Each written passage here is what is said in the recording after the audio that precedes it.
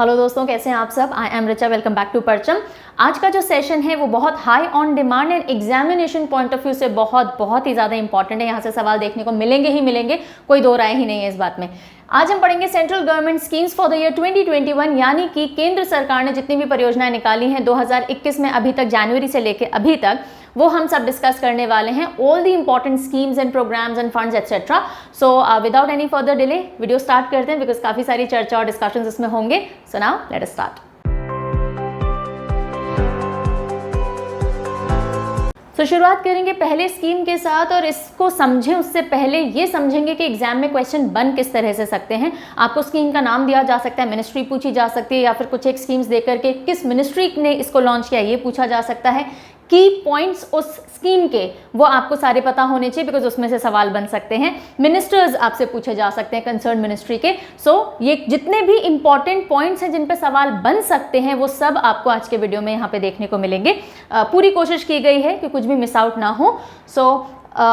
इससे अगेन एक और डिस्कशन या फिर एक और इन्फॉर्मेशन मैं आपको दे देती हूँ, क्योंकि आप लोग पूछेंगे, मुझे पता है कमेंट्स में हर बार बताने के बावजूद, कि मैम पीडीएफ कहाँ से मिल सकता है। तो इंडिविजुअल पीडीएफ अगर आपको डाउनलोड करना है, इस पर्टिकुलर पीडीएफ को अगर आपको डाउनलोड करना है तो आप वेबसाइट पे जा सकते हैं parchamclasses.in, वहाँ से आप ये ले सकते हो। करंट जीके के फोल्डर में आपको ये मिल जाएगा। अगर आपको सब्सक्रिप्शन चाहिए, जो कि मैं बताती हूँ कि अगर आप बहुत सारे पीडीएफ लेते हो तो बेटर है एनुअल सब्सक्रिप्शन ले लीजिए, वो आपको परचम ऐप से मिलेगा। परचम ऐप पे आप जाएंगे तो सभी सब्जेक्ट्स के 1 साल के पूरे पीडीएफ, अभी तक के सारे लाइफ लॉन्ग जितने भी थे, और अब 1 साल तक के सारे पीडीएफ आपको मिल जाएंगे सब्सक्रिप्शन के अंदर। From there you can take, right. कोई भी कंफ्यूजन प्रॉब्लम होता है पीडीएफ रिगार्डिंग तो कमेंट्स में नहीं लिख के मेल कीजिए, बिकॉज मेल पे बहुत प्रॉम्प्टली आपकी क्वेरीज को सॉल्व कर दिया जाता है। यहाँ पे ओवरलुक होने के चांसेस होते हैं, ठीक है। और अगर कोई डाउट क्वेरी प्रॉब्लम हो तो आपको सारे लिंक डिस्क्रिप्शन बॉक्स में दिए हुए हैं, वहां से आप कम्युनिकेशन में आ सकते हैं। चलिए, now let us start with the very first scheme, जो कि है प्रधानमंत्री कौशल विकास योजना PMKVY 3.0। 2021 में इसका थर्ड वर्जन या क्या कहें, इसका थर्ड चरण लॉन्च किया गया।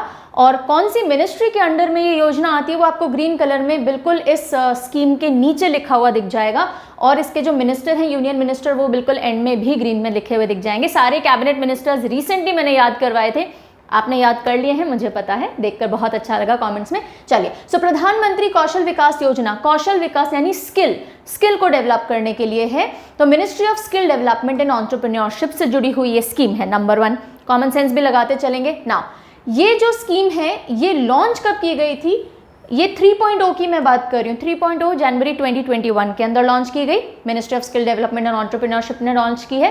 इसका सबसे पहला वर्जन जो था, यानी कि जो इसका पायलट फर्स्ट बार ये जब लॉन्च हुई थी तो ये 2015 के अंदर लॉन्च हुई थी, और जो इसका सेकेंड 2.0 वर्जन था वो 2016 से 20 तक लॉन्च हुआ था। कुछ एड ऑन बातें आ गई ना। ये स्कीम क्या है वो अभी देखेंगे, इससे पहले आप कुछ मिनिस्टर्स देख लीजिए। जब ये स्कीम लॉन्च की गई थी 3.0 जनवरी के अंदर, तब यूनियन मिनिस्टर थे महेंद्र नाथ पांडे, लेकिन अब ये नहीं है। तो आपको आज इस मिनिस्ट्री को कौन हेड कर रहे हैं वो पता होना चाहिए। So skill development and entrepreneurship के प्रेजेंट मिनिस्टर हैं धर्मेंद्र प्रधान, और ये मैंने आपको याद करवा दिया है, तो इस पर आप वापस फोकस नहीं करेंगे, ठीक है। सो एजुकेशन के भी धर्मेंद्र प्रधान हैं, और स्किल और एंटरप्रेन्योरशिप के भी धर्मेंद्र प्रधान हैं। नाउ ये जो कौशल विकास योजना है, इसके की पॉइंट्स क्या है। नाम से समझ में आ रहा है कि स्किल से रिलेटेड ट्रेनिंग एंड डेवलपमेंट, जो ऐसे हुनर होते हैं जिनको सीख के आप एम्प्लॉयबल बन सकते हो, वो सिखाए जाते हैं। इस स्कीम के तहत ये लॉन्च किया गया था। की पॉइंट्स देख लेते हैं। ये फ्लैगशिप स्कीम है, यानी कि बहुत इंपॉर्टेंट, इस पूरी मिनिस्ट्री की सबसे इंपॉर्टेंट स्कीम, या जिसके लिए ये मिनिस्ट्री जानी जाती है, वो ये स्कीम है।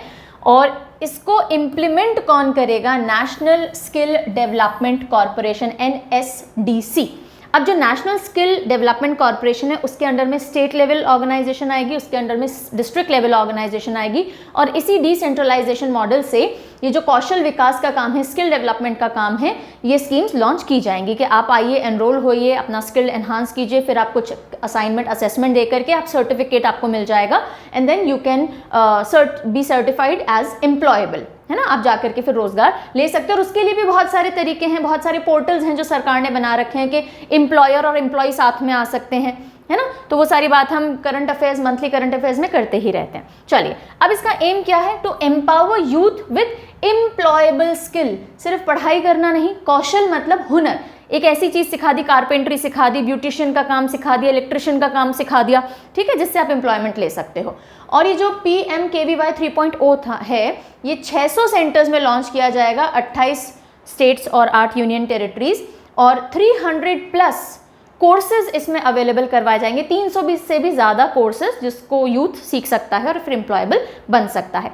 अब ये किसके थ्रू किया जाएगा, मैंने बताया आपको, नेशनल स्किल डेवलपमेंट कॉरपोरेशन जो है वो रिस्पॉन्सिबल इसको इम्प्लीमेंट करने के लिए, वो करती है through state skill development mission, और स्टेट थ्रू करवाता है डिस्ट्रिक्ट स्किल कमिटीज, DSC। तो फाइनल जो ग्रास रूट लेवल पे ऑर्गेनाइजेशन है जो इसको मॉनिटर करेगी वो है DSC, district skill committees, okay. और ये डिमांड ड्रिवन स्किल ट्रेनिंग होगी, कितनी डिमांड किस सेक्टर में किस फील्ड में आ रही है उसी से रिलेटेड ज़्यादा से ज़्यादा ट्रेनिंग यूथ को दी जाएगी, ओके। और इसका एम है 8 लाख कैंडिडेट्स को ट्रेन करना। तो ये सारा निचोड़ इस स्कीम का मैंने आपको दे दिया, रियली होप आपको ध्यान रहेगा। चलिए आगे चलते हैं। अगली स्कीम जो आ रही है वो है प्रधानमंत्री आत्मनिर्भर स्वस्थ भारत योजना। आत्मनिर्भर भारत की तो हम बात करते रहते हैं ना, आत्मनिर्भर स्वस्थ भारत योजना, तो हेल्थ से रिलेटेड है। कौन सी मिनिस्ट्री होगी, ministry of health and family welfare. तो अगर आप थोड़ा बहुत ध्यान दोगे तो मिनिस्ट्री अलग से रटने की आपको जरूरत नहीं पड़ेगी। कौन है यूनियन मिनिस्टर, मनसुख मंडाविया साहब, ठीक है, मनसुख तनसुख वाला हमने याद किया था। अनाउंस हुई है 1 फरवरी 2021 को, निर्मला सीतारमन जी ने अनाउंस की, but it is usually not asked कि किसने अनाउंस की है, फिर भी लिख दिया गया है। ऑब्जेक्टिव क्या है, हमारे हेल्थ केयर सिस्टम को और पुख्ता और स्ट्रॉन्ग बनाना, डिजिटलाइज करना भी।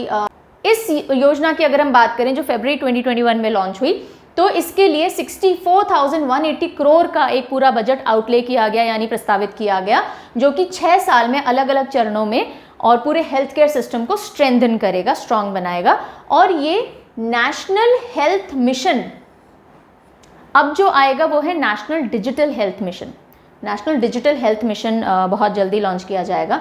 सो नेशनल हेल्थ मिशन जो कि 2013 में लॉन्च किया गया था, उसके एडिशन में ये योजना लाई गई है, उसी के अंदर इसको मिक्स नहीं किया गया। प्रधानमंत्री आत्मनिर्भर स्वस्थ भारत योजना एक सेपरेट योजना है जो कि नेशनल हेल्थ मिशन के एडिशन में है, ओके। यहाँ तक आपको बात समझ में आ गई। तो इसमें मोटी मोटी बात यही है कि हमारे हेल्थ केयर को स्ट्रेंथन करने के लिए, डिजिटलाइज करने के लिए, प्लस बहुत सारे इसमें छोटे छोटे पॉइंट्स हैं कि कितने हेल्थ सेंटर्स खोले जाएंगे, कितनी primary health care facilities open की जाएंगी, प्राइमरी सेकेंडरी टर्जरी लेवल पे कितने कितने हेल्थ केयर ओपन किए जाएंगे। तो वो सब बहुत मिनिस्क्यूल पॉइंट्स मैंने यहाँ नहीं डाले हैं, क्योंकि आपको मोटी मोटी बात समझ में आ जाएगी कि इतना बजट एलोकेट किया गया है, 2025-26 तक ये सारे बजट को लेकर के काम होगा, हेल्थ केयर को स्ट्रॉन्ग बनाया जाएगा। फिर हम आते हैं थर्ड स्कीम के ऊपर, जो कि है मेगा इन्वेस्टमेंट टेक्सटाइल पार्क्स। मित्र, मेगा इन्वेस्टमेंट टेक्सटाइल पार्क्स। अब ये टेक्सटाइल पार्क्स है, कौन सी मिनिस्ट्री होगी, टेक्सटाइल मिनिस्ट्री हो गई, वेरी गुड। कौन है मिनिस्टर, पीयूष गोयल, ठीक है। टेक्सटाइल पार्क्स मेगा इन्वेस्टमेंट यानी बहुत बड़े इन्वेस्टमेंट को प्लान करते हुए, फॉरेन इन्वेस्टमेंट प्लान करते हुए कि FDI बढ़ेगी, इन्वेस्टमेंट पार्क्स, टेक्सटाइल पार्क्स बनाने की बात हो रही है। कितने 7 मेगा टेक्सटाइल पार्क्स प्रस्तावित हैं और बहुत ही जल्दी इसको मंजूरी मिल जाएगी, ऐसा माना जा रहा है। और ये फरवरी 2021 में अनाउंस हो गए थे कि हम इस तरह के पार्क्स खोलना चाह रहे हैं। हर एक पार्क जो होगा वो 1000 एकड़ लैंड में फैला हुआ होगा। वो जो टेक्सटाइल पार्क है बेसिकली क्या है, हमारे यहाँ के जो हस्तकलाकार हैं, हमारा टेक्सटाइल इंडस्ट्री बहुत स्ट्रांग है, लेकिन एक्सपोर्ट को और बढ़ाने के लिए बहुत सारी फैसिलिटीज़ दी जाएंगी। वहाँ पे बिजली और पानी 24/7 अवेलेबल होगा, लाइट नहीं जाएगी, वहाँ से ट्रांसपोर्ट फैसिलिटीज़ हर तरह से टच में रहेंगी, ऐसे एरियाज ढूंढे जाएंगे। और वहाँ पे फॉरेन निवेश हो सके, फॉरेन FDI यानी फॉरेन डायरेक्ट इन्वेस्टमेंट्स आ सकें, उसके लिए कोशिश की जाएगी। और ट्रेनिंग होगी, रिसर्च एंड डेवलपमेंट होगा, इस तरह के वो पूरे टेक्सटाइल पार्क्स बनाए जाएंगे। अब देख लेते हैं एम क्या है। इंडियन टेक्सटाइल इंडस्ट्रीज को ग्लोबली कॉम्पिटिटिव बनाने के लिए, हमारे यहाँ हुनर बहुत है, लेकिन हम ग्लोबल मार्केट में भी उतना ही एक्सेल करें, उतने ही अट्रैक्टिव रहें, बाहर के लोग भी इन्वेस्ट करना चाहें इस इंडस्ट्री के अंदर, उसके लिए काम किया जा रहा है। अट्रैक्ट लार्ज इन्वेस्टमेंट, एम्प्लॉयमेंट भी जनरेट हो सके और एक्सपोर्ट्स को बढ़ावा मिल सके, इस सारे ऑब्जेक्टिव से मित्र जो स्कीम है वो लॉन्च की गई है। अब इसको मंजूरी मिलना बाकी है, और जो एरियाज है कहाँ पे ये 7 मेगा टेक्सटाइल पार्क्स खोले जाएं उसको भी अभी देखा जा रहा है। सो ये 7 मेगा इन्वेस्टमेंट टेक्सटाइल पार्क्स आएंगे कितने, 3 साल में, okay, to come up in the country over the period of 3 years, यानी 3 साल में वो खड़े हो जाएंगे। इस तरह से प्लान तो किया गया है। नाउ इनमें वर्ल्ड क्लास इंफ्रास्ट्रक्चर होगा, यानी सारी सुविधाएं होंगी जो भी टेक्सटाइल इंडस्ट्री को चाहिए होती हैं। प्लग एंड प्ले फैसिलिटीज़, यानी आप आओ, प्लग करो, आपके पास सारी फैसिलिटीज़ हैं, आप काम चालू कर दो, आपको कुछ भी assembling and this and that की टेंशन नहीं है। हर एक एटलीस्ट 1000 एकड़ लैंड में फैला हुआ होगा, रॉ मटेरियल, इंफ्रास्ट्रक्चर, सारी तरह से कनेक्टिविटी, वाटर, पावर अवेलेबिलिटी, सब कुछ यहाँ पे होगा। Okay, Mitra will be launch in addition to production linked incentive scheme चल रही थी सरकार की, उसी के एडिशन में इसको लॉन्च किया गया है और मैंने आपको मिनिस्टर भी बता दिए। ठीक है, आई होप क्लियर होगा यहाँ तक। अब हम आते हैं अगली स्कीम पे,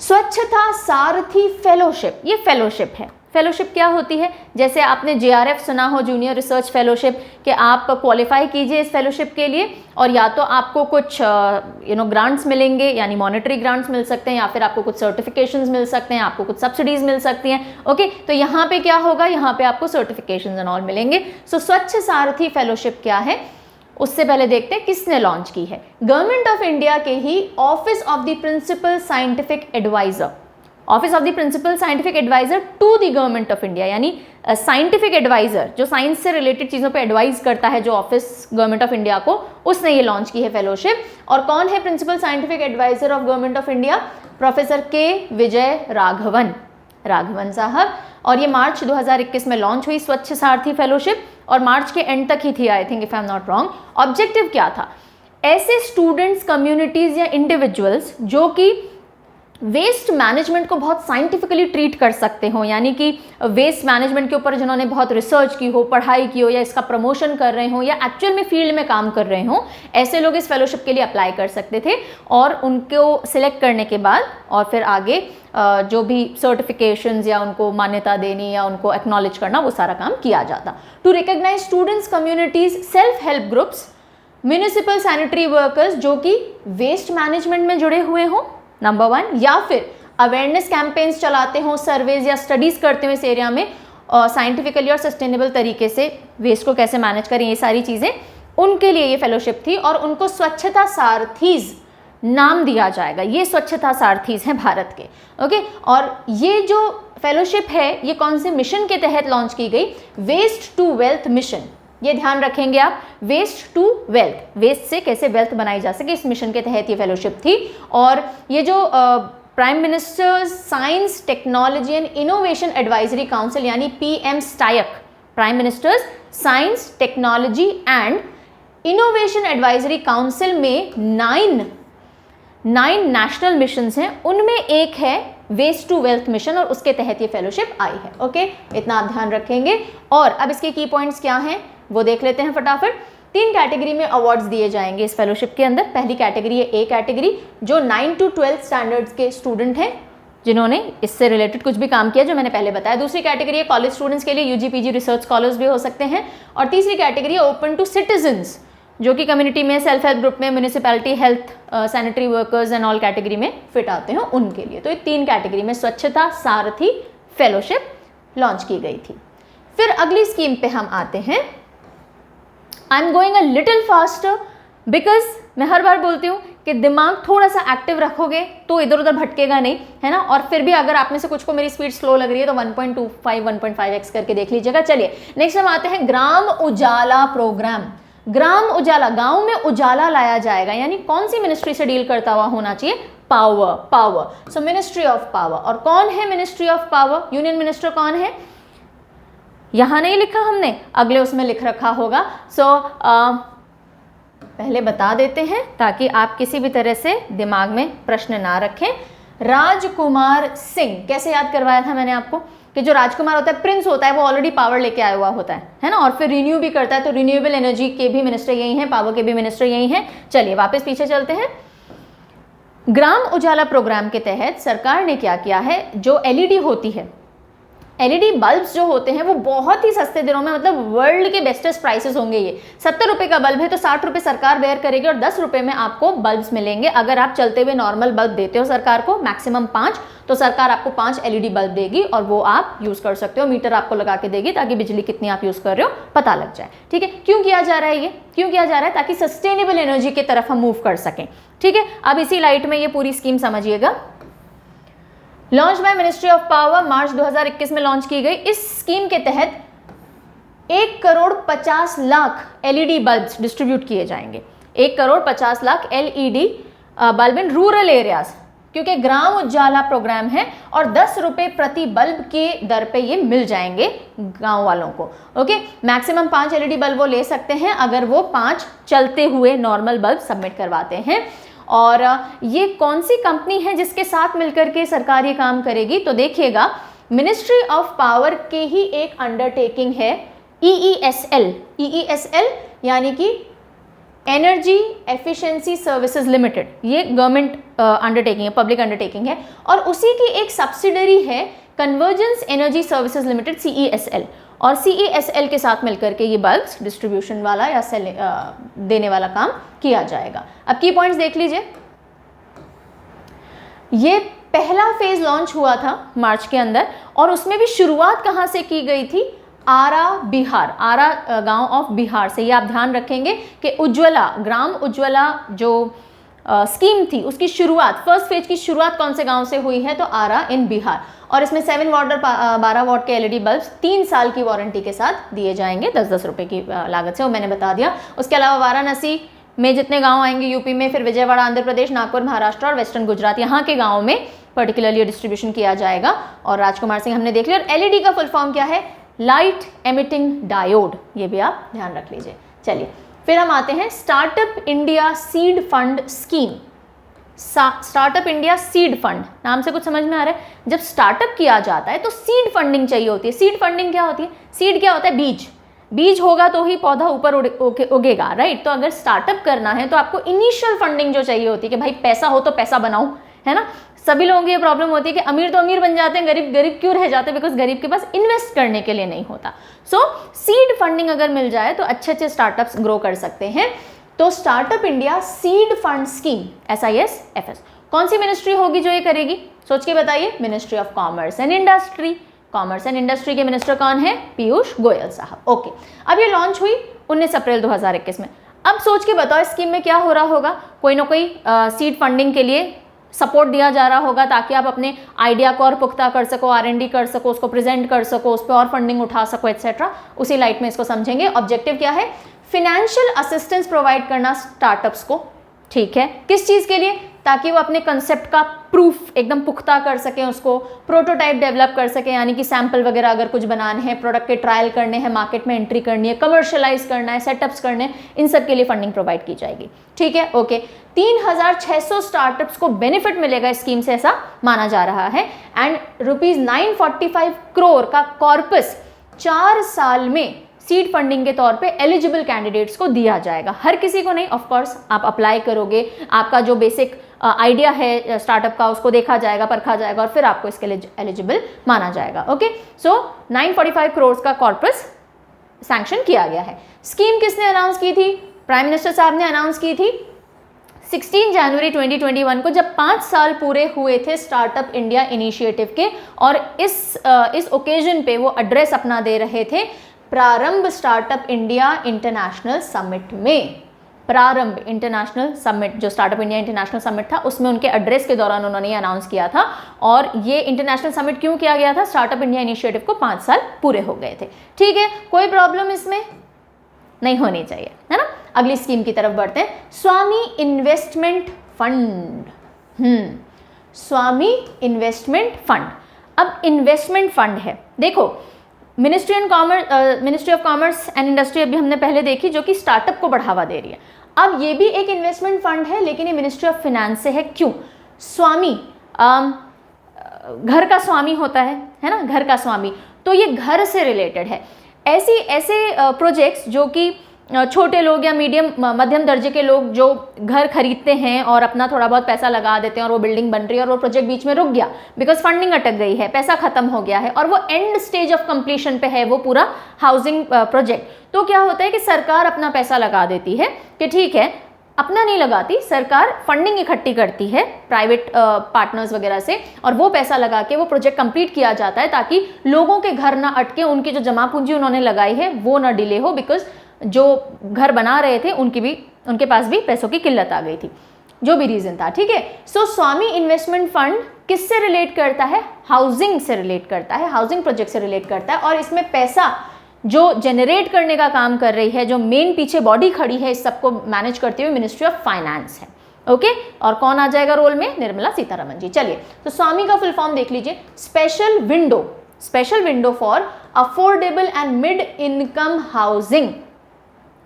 small and mid income housing जो घर वर बन रहे थे, पूरा प्लान बन रहा था, उसमें स्पेशल विंडो से फंडिंग इकट्ठे करके और इन्वेस्टमेंट डालने का ये पूरा स्कीम या फंड या प्लान है।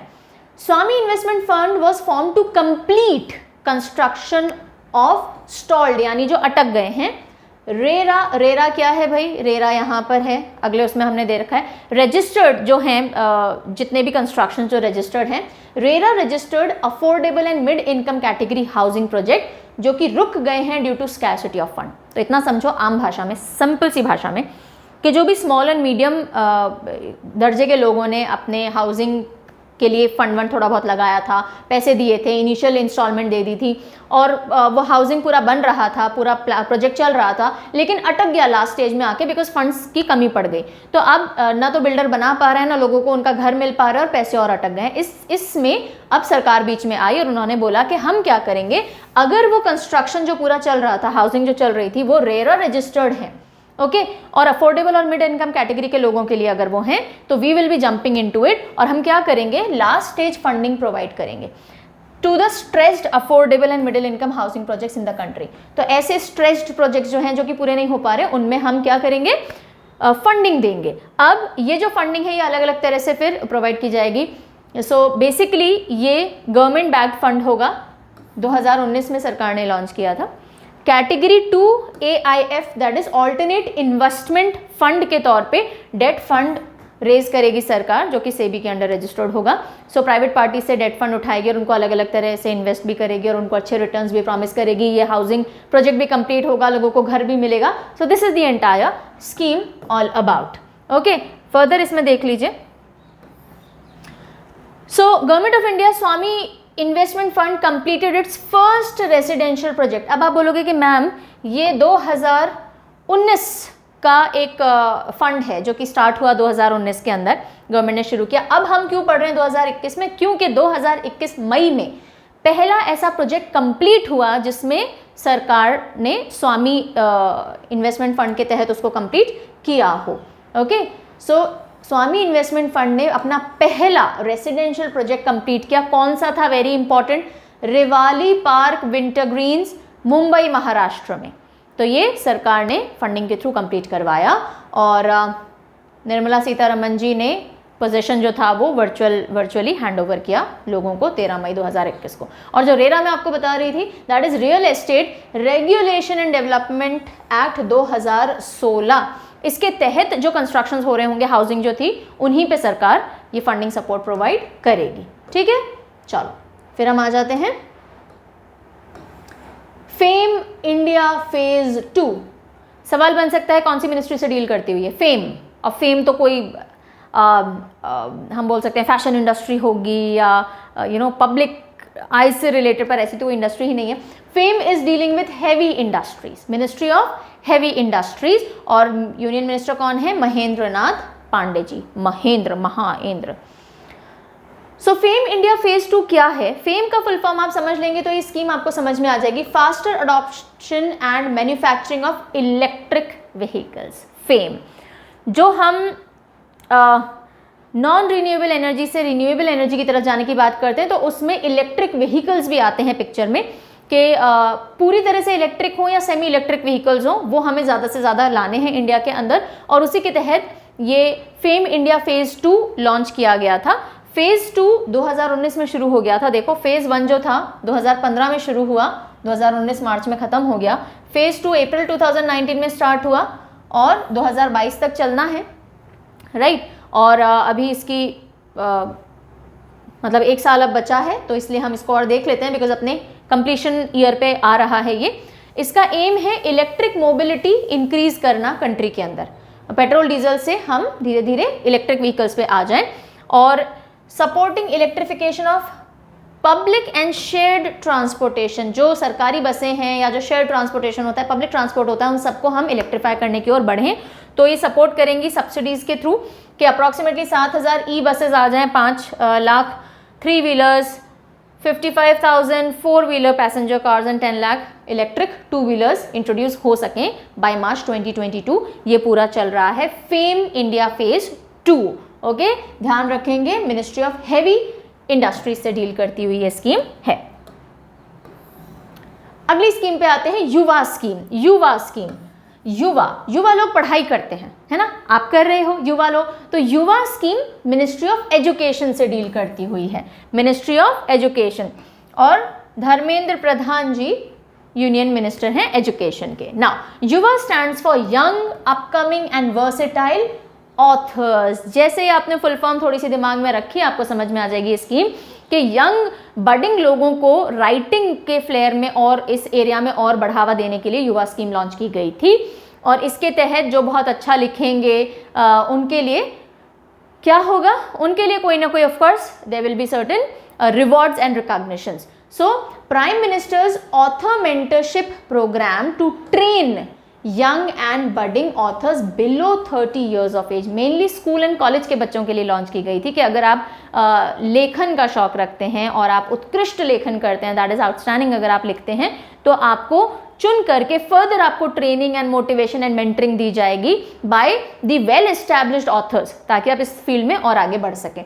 ठीक है, so ministry of education, department of higher education ने लॉन्च की थी मई 2021 के अंदर। एम है promote reading, writing, book culture in country and project India and Indian culture globally, Indian writings globally. Okay, जब ये लॉन्च की गई थी तो रमेश पोखरियाल निशंक जी थे मिनिस्टर। अब जो है आप वो ध्यान रखेंगे। अब इसके की पॉइंट्स देख लीजिए, की पॉइंट्स क्या हैं। युवा इंडिया @75 प्रोजेक्ट यानी आज़ादी का अमृत महोत्सव जो मनाया जाना था, 1 साल पहले से तैयारी चालू हो गई थी, उसके तहत इसको भी लॉन्च किया गया था।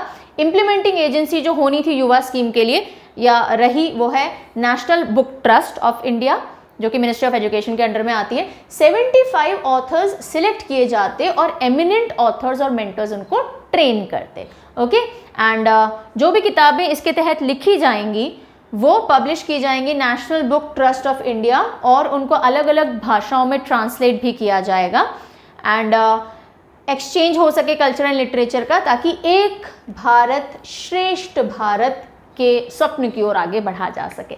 ठीक है, तो ये हो गई युवा स्कीम, यंग लोगों को ऑथर्स बनने के लिए आगे प्रमोट करने के लिए, that is young upcoming and versatile authors. फिर हम आ जाते हैं digital India. Digital India, digital India कौन सी मिनिस्ट्री से होगा?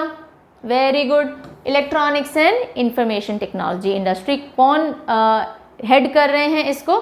अश्विनी वैष्णव जी। कैसे याद किया था? अश्व से किया था, है ना, घोड़े पे बैठ के अब जाने का और सूचनाएं इधर उधर भेजने का समय नहीं है, अब तो डिजिटल ज़माना है ना, इलेक्ट्रॉनिक्स एंड IT का ज़माना है ना। ये जो स्कीम है 1 जुलाई 2021 को इसने 6 साल कंप्लीट कर लिए, 6 years टू डिजिटल इंडिया, यानी कि लॉन्च हुई थी जुलाई 1 2015 में। Okay, number 1। अब ऑब्जेक्टिव इस स्कीम का क्या था पहले वो समझते हैं। सो इस स्कीम का ऑब्जेक्टिव रहा गवर्नमेंट, जितने भी गवर्नमेंट के काम हैं, डिपार्टमेंट्स हैं, वो सबको डिजिटलाइज करना। नंबर 1 काम तो ऑब्जेक्टिव इसका ये था कि सब कुछ सिटीजन्स को इलेक्ट्रॉनिकली अवेलेबल हो जाए, जितने फॉर्म्स भरने हैं, एप्लीकेशंस भरनी है, सब कुछ आप ऑनलाइन कर सको। Online infrastructure and internet connectivity को इम्प्रूव करना, तो ऑफकोर्स बहुत आगे आया है इंडिया पिछले कुछ सालों में digitally. To make digitally empowered in the field of technology, यानी कि अब डिजिटल एजुकेशन भी दी जाने लगे। डिजिटल इंफ्रास्ट्रक्चर तो आप ले आए, लेकिन अगर यूज़ करना नहीं आता तो क्या करोगे? ठीक है, तो ये सारे इसके ऑब्जेक्टिव रहे। इलेक्ट्रॉनिक्स एंड IT मिनिस्ट्री ने इसको हैंडल किया। ओके, और इसके अंदर अब मेन बात क्या है? मेन बात यही है कि इसको 6 साल हो गए हैं और इसलिए इसको हम वापस एक बार पढ़ लेते हैं क्योंकि न्यूज़ में आई, यही थी इसके अंदर बात। फिर हम आते हैं सतत स्कीम। सतत, सतत मतलब क्या होता है? कंटिन्यूस, है ना, सतत। सतत मिनिस्ट्री रही जिसने लॉन्च किया, ministry of petroleum and natural gas. क्या है सतत? फुल फॉर्म देखो, समझोगे। Sustainable alternative towards affordable transportation. Sustainable alternative यानी कि पेट्रोल या डीजल या नॉन रिन्यूएबल एनर्जी से हम मूव करेंगे किसकी तरफ? हम मूव करेंगे, I must have mention, CBG। CBG is what?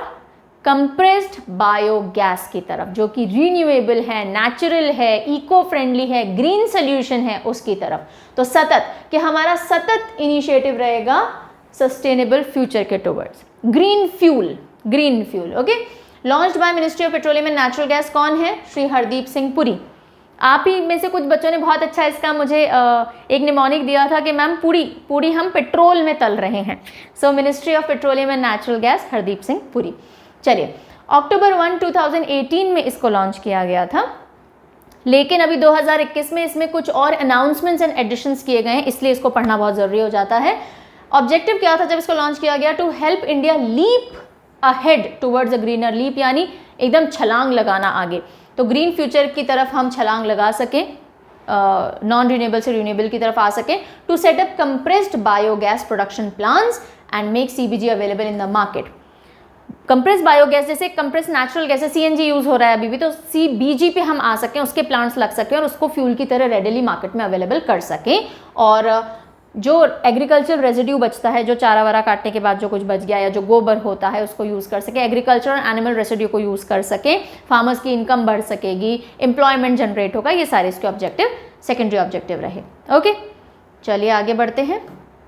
Now इसके की पॉइंट्स क्या हैं? अब देखिएगा कि जून 2021 में बहुत सारे इनिशिएटिव लॉन्च किए गए सतत स्कीम को एनहांस करने के लिए। ओके, अब उसमें क्या क्या बातें आई? सबसे पहले cooperation agreement by oil and gas majors. जितने भी ऑयल एंड गैस प्रोडक्शन करने वाले या सप्लाई करने वाले मेजर ग्रुप्स थे, उनके साथ में कोऑपरेशन अग्रीमेंट किया गया। उन्होंने भी प्रॉमिस किया कि हम सतत स्कीम को आगे ले जाने के लिए कार्यरत रहेंगे, जिसमें कि इंडियन ऑयल, HPCL, BPCL, गेल एटसेट्रा सबने सतत स्कीम के बढ़ावे को डेवलप करने के लिए फर्दर एक अग्रीमेंट साइन किया। इसी के साथ साथ सतत प्रोग्राम से जुड़ी हुई एक वेबसाइट को लॉन्च किया गया, जिसपे उससे रिलेटेड सारी बातें होंगी और जो भी डेवलपमेंट्स हो रहे हैं वो फ्लैश होंगे। फिर नींव के पत्थर यानी फाउंडेशन स्टोन रखे गए 5 जगहों पे, जहां पे कि CBG प्लांट्स सेटअप किए जाएंगे, कंप्रेस्ड बायोगैस प्लांट्स लगाए जाएंगे, वो फाउंडेशन स्टोन्स भी ले किए गए। कौन कौन से जगह हैं वो? गुजरात में 2, यूपी में 2 और पंजाब में 1। गुजरात, यूपी एंड पंजाब में CBG प्लांट्स के लिए फाउंडेशन स्टोन डिक्लेयर किया गया। उसके अलावा जो सिटी का डिस्ट्रीब्यूशन सिस्टम होता है ना, जहाँ से नॉर्मल ऑयल या गैसेस सप्लाई की जाती हैं अक्रॉस द सिटी, उसी सिटी डिस्ट्रीब्यूशन सिस्टम में CBG को इंट्रोड्यूस किया गया कि यहीं से CBG भी चला जाएगा, अलग से कुछ सेटअप की जरूरत नहीं है। एक और इनॉग्रेशन किया गया, first injection of CBG into city gas distribution pipeline network. कहाँ पे हुआ ये गुजरात के अंदर हुआ। Govardhan Nath ji Energies into Gujarat gas CGD network, Nadia Kheda district Gujarat. यहाँ पे ये एक बहुत इंपॉर्टेंट स्टेप लिया गया कि CBG को सप्लाई करके देखा गया for the first time. Okay, so ये हो गई हमारी सतत स्कीम। अगले स्कीम पे बढ़े। कौन सी स्कीम है? Central government health scheme. Central government health scheme, ministry बोलने की जरूरत ही नहीं है, हेल्थ एंड फैमिली वेलफेयर हो गई और मनसुख मंडाविया जी हो गए। ठीक है, सेंट्रल गवर्नमेंट हेल्थ स्कीम क्या है? जून 2021 के अंदर ये लॉन्च की गई।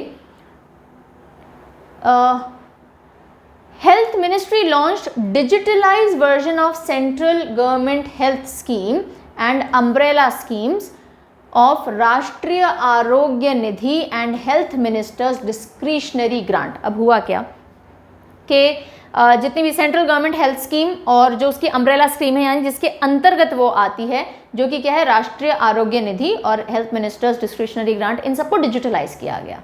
ओके, सो सेंट्रल गवर्नमेंट हेल्थ स्कीम, पहली चीज़ तो ये है कि उसका डिजिटल वर्जन लॉन्च किया गया, क्योंकि इसका ऑब्जेक्टिव क्या है, हेल्थ सर्विसेज को डिजिटलाइज करना, simple, nothing more than that. So digitalise form के अंदर ये सर्विसेज मुहैया करवाई गई।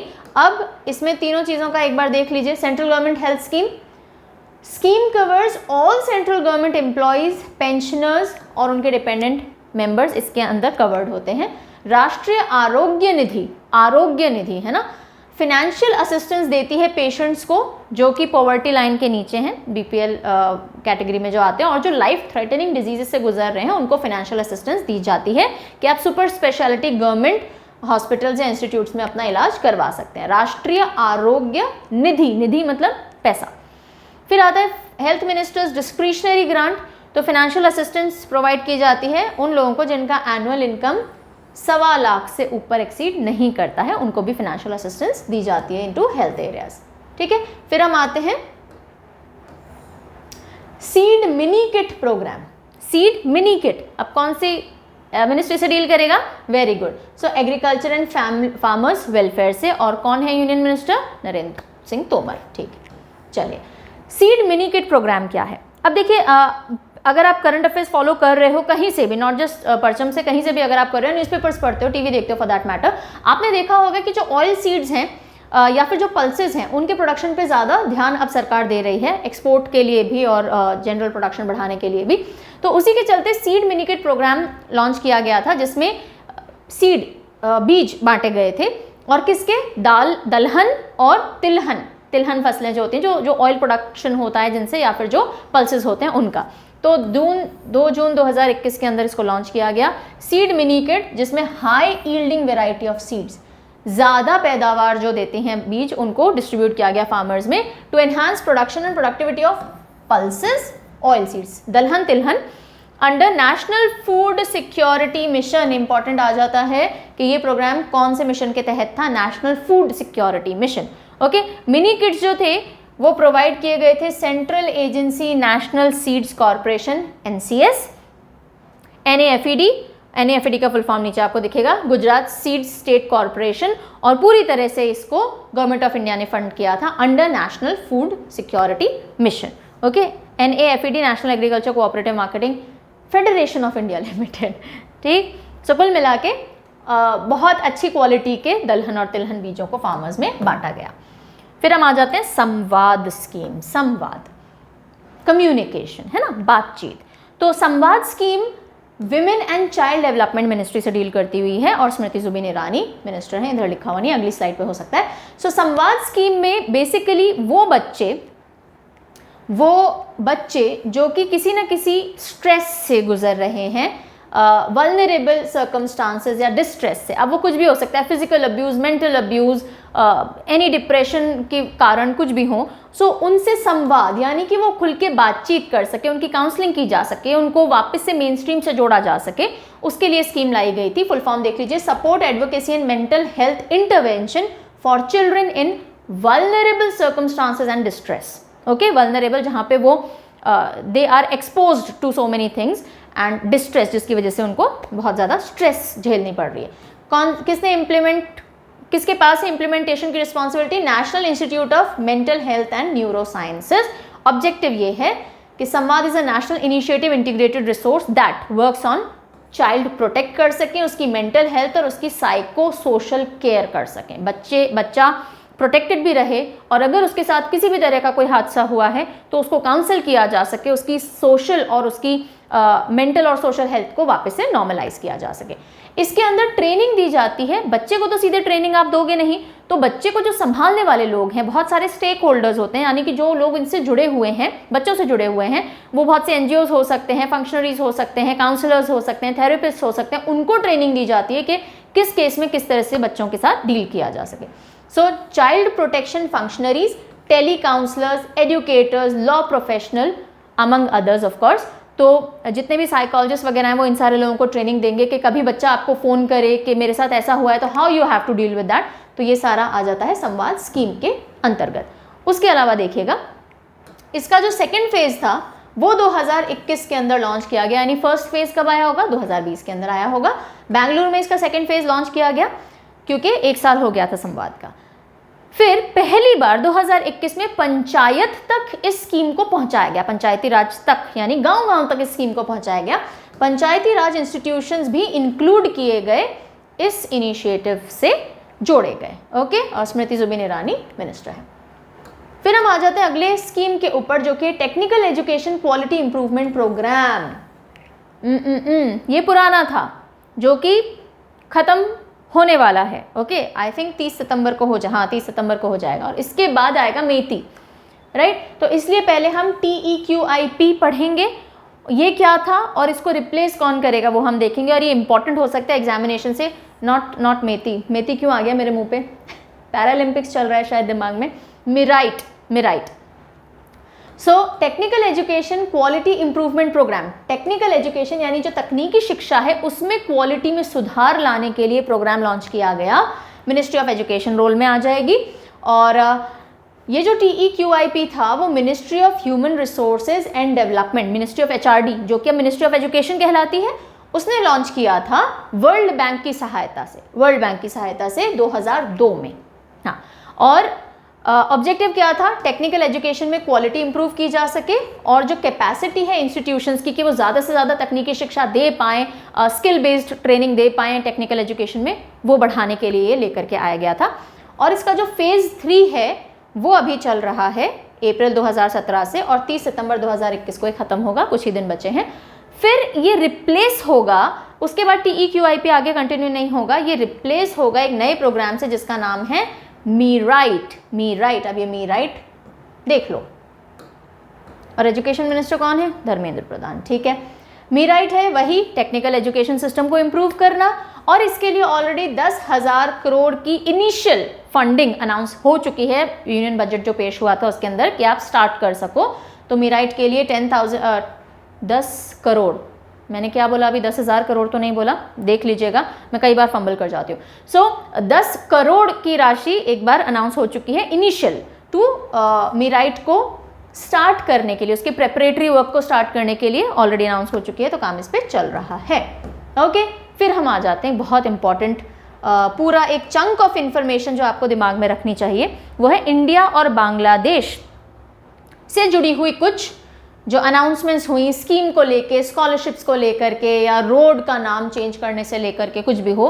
तो बांग्लादेश के इंडिपेंडेंस को 50 साल हुए, और उसके चलते पीएम ने अपने पीएम को यानी नरेंद्र मोदी जी को इनवाइट किया था, और वो वहाँ गए, और उसके बाद जो भी कुछ अनाउंसमेंट्स हुए वो सब हम यहाँ पे देखेंगे, ठीक है। इंडिया एंड बांग्लादेश, तो नरेंद्र मोदी जी ने स्टेट विजिट पे किया बांग्लादेश को 26 से 27 मार्च।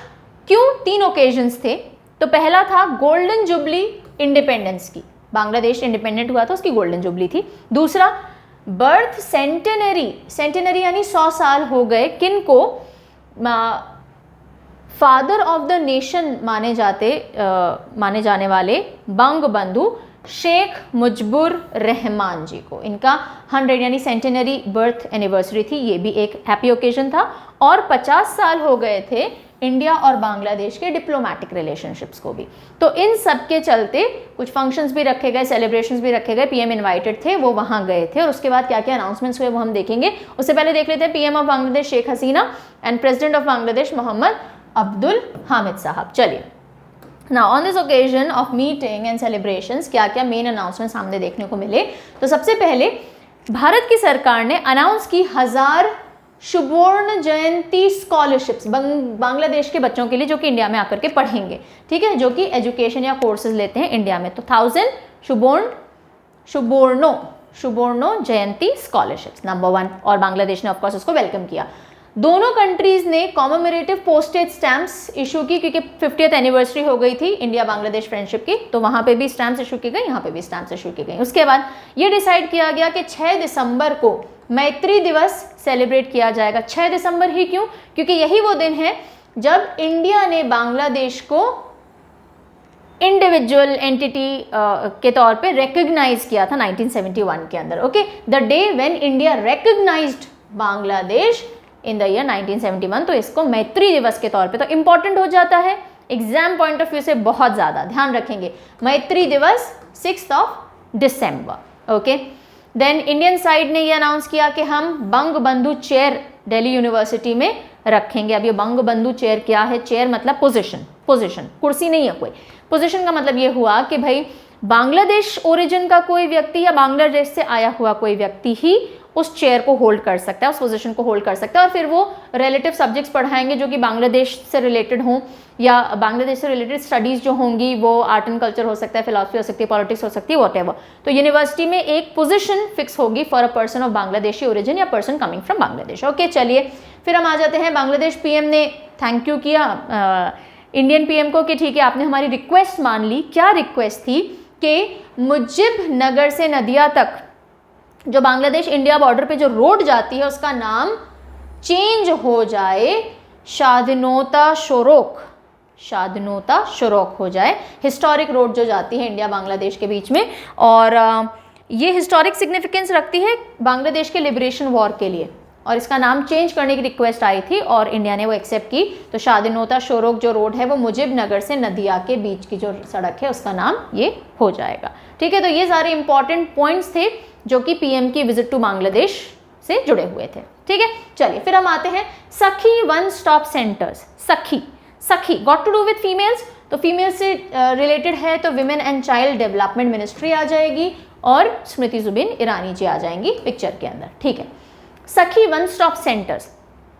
तो सखी क्या प्रॉब्लम हो रही है? सखी बताओ ना क्या दिक्कत है? ये वही सखी है, बस इतना समझ लीजिए। तो लॉन्च हुई थी ये 1 अप्रैल 2015 को। अब हम इसको जो पढ़ रहे हैं वो क्यों पढ़ रहे हैं?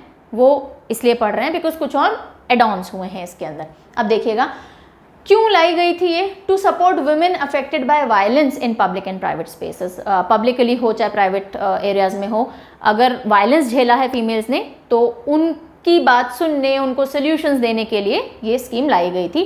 टिल डेट यानी आज तक 701 one stop centres in 35 states and union territories operationalise हो चुके हैं, और मिनिस्ट्री 300 मोर ऐसे सेंटर्स इस साल लाने वाली है। ये रीसेंट अनाउंसमेंट्स हुए इस साल, इसलिए इसको हम वापस से पढ़ रहे हैं। और ministry of women and child development ने एक्सटर्नल अफेयर्स मिनिस्ट्री के साथ में मिलकर के ये डिसीजन भी लिया है कि हम 10 OSCs यानी वन स्टॉप सेंटर्स 9 कंट्रीज में बाहर भी खोलेंगे, ताकि जो इंडियन फीमेल्स बाहर रहती हैं उनके भी हम हेल्प कर सकें। सो कौन सी वो कंट्रीज हैं? Australia, Canada, Singapore, Bahrain, Kuwait, Oman, Qatar, UAE and Saudi Arabia में 2 OSCs खुलेंगे। इस तरह से 10 OSCs हो जाते हैं। ठीक है, और इसलिए हम 2015 की स्कीम को आज पढ़ रहे हैं बिकॉज इसमें एड ऑन्स अनाउंस किए गए हैं। फिर हम आ जाते हैं प्रधानमंत्री गरीब कल्याण अन्न योजना। गरीब कल्याण अन्न योजना तो कौन सी मिनिस्ट्री से डील करता हुआ होगा? एग्रीकल्चर से रिलेटेड नहीं है। Consumer affairs, food and public distribution. अन्न बटेगा, है ना, उगाने की बात नहीं हो रही, बांटने की बात हो रही है, लोगों में बांटने की बात हो रही है। तो consumer affair, food and public distribution Piyush Goyal साहब। ठीक है, फिर 2020 में गवर्नमेंट ऑफ इंडिया ने अनाउंस की थी PMGKAY ग्रामीण कल्याण अन्न योजना। PMGKAY सभी बेनिफिशियरीज को जो कि नेशनल फूड सिक्योरिटी एक्ट के तहत कवर्ड हैं उनको इसके बेनिफिट्स भी दिए जाएंगे। क्या बेनिफिट है? 5 kg फ्री फूड ग्रेन्स पर person per month. 80 crore beneficiaries तक इसका लाभ पहुंचाया जाना था। ठीक है, ये अनाउंस हुआ था, और फ्री ऑफ कॉस्ट 8 महीने के लिए, अप्रैल से नवंबर 2020। तो ये था प्रधानमंत्री ग्रामीण कल्याण अन्न योजना। ठीक है, अब हुआ क्या कि 2020 में ये स्टार्ट हुई और ठीक है 8 महीने के लिए आपने डिस्ट्रीब्यूशन किया। 2021 में कुछ महीनों के लिए स्कीम वापस से प्लेस में लाई गई।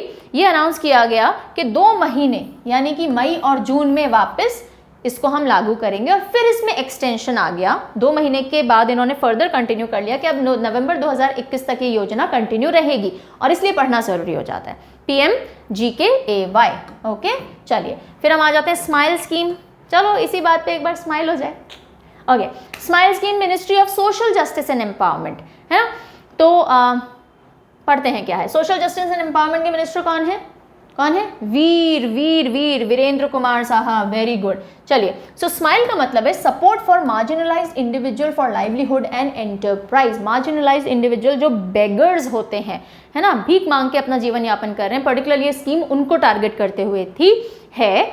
और ये स्कीम एक और सब स्कीम भी अपने अंदर रखे हुई है। वो सब स्कीम कौन सी है? Central sector scheme for comprehensive rehabilitation of person engage in the act of begging. तो उनको रिहैब किया जाए जो लोग बेगिंग कर रहे हैं। अब इसका ऑब्जेक्टिव क्या है? किसका? स्माइल स्कीम का ऑब्जेक्टिव क्या है? बहुत सारे मेजर्स हैं जिसमें वेलफेयर मेजर्स हैं फॉर पर्सन जो कि बेगिंग एक्ट में या जो भीख मांगने के कार्य में जुड़े हुए हैं। और ये जो पूरी स्कीम है फोकस किस पे करती है? उनको वापस से मेन स्ट्रीम से जोड़ा जा सके, रिहैब किया जा सके, उसके अलावा मेडिकल फैसिलिटीज़ दी जा सके, उसके अलावा काउंसलिंग, उनके जो बेसिक कागजात होते हैं जैसे आधार नहीं बना हुआ है, for that matter very basic document, वो बनवाया जा सके, education, skill development, economic main stream से जोड़ा जा सके, इकोनॉमिक लिंकेजेस, ये सारे उनको दें ताकि वो बेगिंग से छूट करके और कुछ ज़्यादा सेल्फ एस्टीम वाला काम कर सकें। ठीक है। और प्रोजेक्ट पायलट जो है इसका कुछ जगहों पे लॉन्च किया गया, दिल्ली, बैंगलोर, चेन्नई, हैदराबाद, इंदौर, लखनऊ, मुंबई, नागपुर, पटना एंड अहमदाबाद में पायलट प्रोजेक्ट अभी चल रहा है और उसके बाद इसको बाकी जगहों पे लॉन्च किया जाएगा। स्माइल। फिर हम आ जाते हैं अगली स्कीम पे। ऑफ कोर्स ये क्लास थोड़ी बड़ी होगी, पूरे साल की स्कीम्स पढ़नी है, बहुत इंपॉर्टेंट है, तो बने रहेंगे हम। School innovation ambassador training programme. School innovation ambassador, पहली चीज तो स्कूल से जुड़ा हुआ है तो मिनिस्ट्री ऑफ एजुकेशन आ जाती है, लेकिन अकेली नहीं है, मिनिस्ट्री ऑफ ट्राइबल अफेयर्स भी इसमें जुड़ी हुई है, तो ये बहुत इंपॉर्टेंट है। दो मिनिस्ट्रीज हैं जो कि मिलकर के ये लॉन्च की हैं।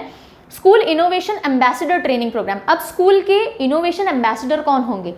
बच्चे तो होंगे नहीं, वो इनोवेशन करते हैं, लेकिन किसको देख के सीखेंगे? टीचर्स को देख के। तो ये टीचर्स का ट्रेनिंग प्रोग्राम है और उसको ministry of education and tribal affairs दोनों ने मिलकर के लॉन्च किया।